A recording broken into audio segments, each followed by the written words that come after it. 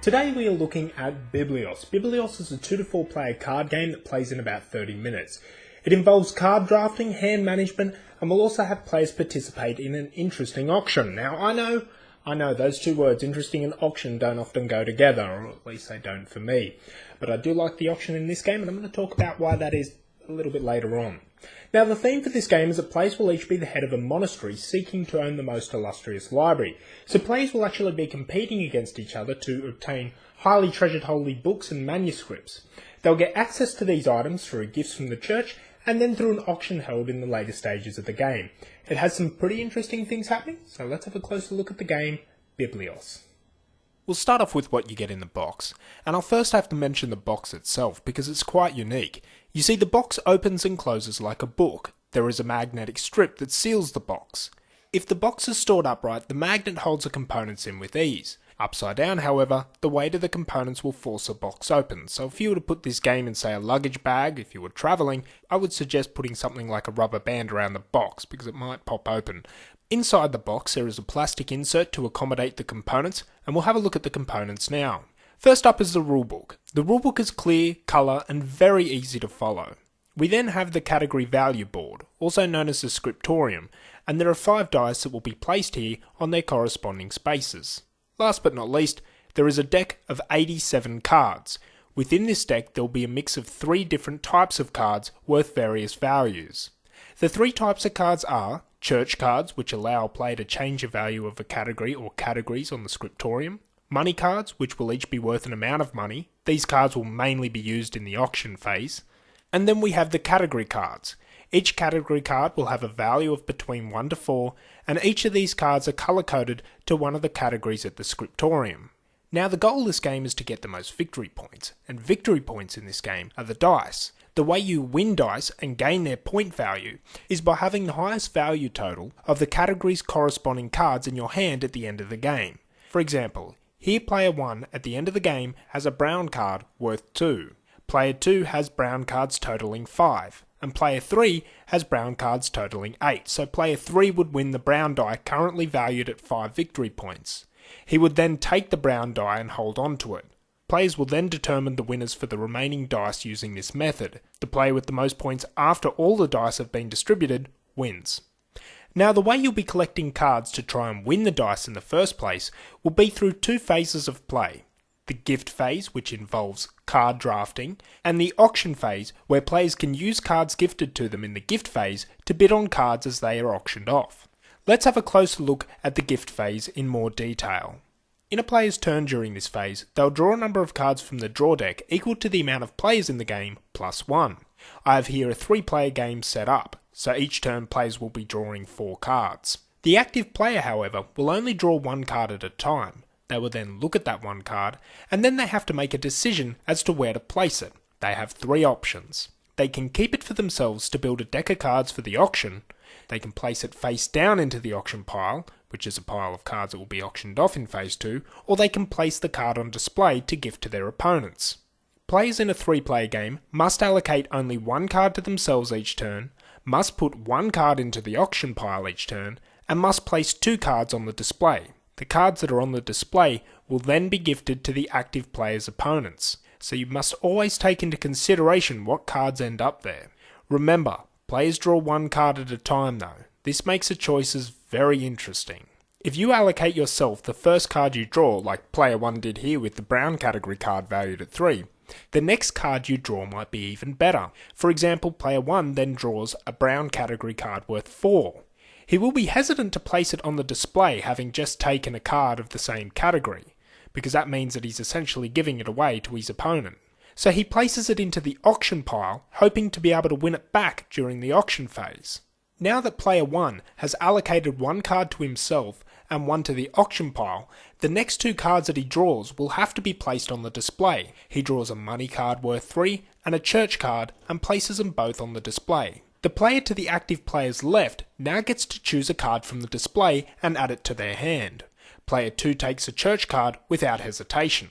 Anytime a church card is kept by a player or won during an auction, the player immediately discards it and performs the action. Church cards will allow the player to adjust the victory point value of a die either up or down as stated on the card. Sometimes they can do both. Here player 2, having just gained a church card, can adjust the victory point value of a die up by 1. So player 2 changes the red category from 3 victory points to 4 victory points. At this point, player 3 is gifted the remaining card from the display. Player 2 will then take his turn drafting cards and turn order will proceed clockwise. Players will continue to build a hand of cards like this until there are no more cards left in the draw deck, at which point the auction phase will begin. In the auction phase, a player will then take the auction pile, shuffle it and reveal the top card. This is a card that is up for auction. The player to their left will start the auction by placing a bid, or they can pass if they wish, in which case the next player along may bid or pass. If you choose to pass, you cannot re-enter the auction for that particular card. Any bids that are made by a player must obviously be greater than the previous player's bid. Players continue to make a bid or raise a bid in a clockwise order until only one bid is remaining due to all the other players electing to pass. The highest bidder then pays the bid and places the card that was up for auction into their hand along with their other cards. Now, bids are different depending on what type of card is up for auction. If the card up for auction is a category card or a church card, players bid with money. By claiming an amount of money they are willing to discard from their hand to gain the card up for auction. If the card being auctioned is a money card, however, then players bid by claiming how many cards they are willing to discard from their hand in order to win the card being auctioned off. Remember, any card that you win in the auction is added to your hand, so you can use them to bid in the next auction. The auction phase ends when the auction pile is exhausted. Players then add up their category card values for each category and collect any dice that they are entitled to. The player that has accumulated the most amount of points on their dice wins. As a few quick notes, only the winner pays their bid in this game. All bids are not lost. Players can also attempt to bluff during the auction phase by claiming they are willing to pay an amount above what they actually have in their hand. Players will usually do this in hopes that it will force their opponents to pay more for a card that they really want. However, if the bluffing player ends up winning the auction and cannot pay for it, their opponents each take a card from their hand, so it is a risky choice, but damn is it fun. Now you might look at the auction phase from that overview and think to yourself, well, there's nothing really new there. The auctions are actually my favourite part of Biblios, which took even me by surprise as I generally find auctions in games to be a bit dull. Now the reason I find them so interesting here is because things start to become more clear during the auction phase. You see, the first phase of the game, the gift phase, you won't necessarily know what category or categories your opponents are chasing after at all because they don't reveal what cards they've chosen to keep for themselves, and it could very well be that they've just been keeping money cards. Sometimes with the play of a church card you might get a hint of what players are up to, but even then it's not going to be a clear indication because bluffing can play a part in this game depending on the player's strategy. It's during the auctions, however, that you start to learn more about the categories your opponents have been collecting due to what cards they choose to bid on and how much they choose to bid on them. So it's then that you are likely to become more aware of who your real competition in the game is going to be, and at this point there is an added time pressure because you will see the auction pile diminishing, which will eventually signify the end of the game. This can create a number of interesting situations. For example, halfway through an auction you may discover that one of your opponents is likely to win a category that you have some cards for. So you may choose to throw in the towel for that particular category by discarding those cards as part of a bid for money. Then at least you have some extra cash to bid on future category cards and hopefully ones that will be more useful to you. So the auctions for me are an auction, yes, but it creates tension and choices like a trick-taking game would. And the gift phase, well, that's not without its own interesting things happening. I like that in each turn everyone's hand size is going to increase by 1, and in a game with 3 or more players depending on the turn order, you might actually have a choice as to what card you'll be gifted. And it can be the case that during your opponent's turn, you will benefit more from their decisions than they will themselves. During the 2-player game, however, and I think this is worth mentioning, there will only be one card available on the display for an opponent to take, and they will never have a choice of what is there. They are simply given the card. So as much as I think Biblios is a good 2-player game, and I will likely play it again relatively soon as a 2-player game, I do think that it plays much better with more, and not just for the drafting reason, the auctions are also much more interesting and more competitive. So in a nutshell, the gift phase has players planning as best they can for the auction and the endgame, But the auction itself was where a lot of the action happens, collecting more cards, finding out information, bidding, bluffing.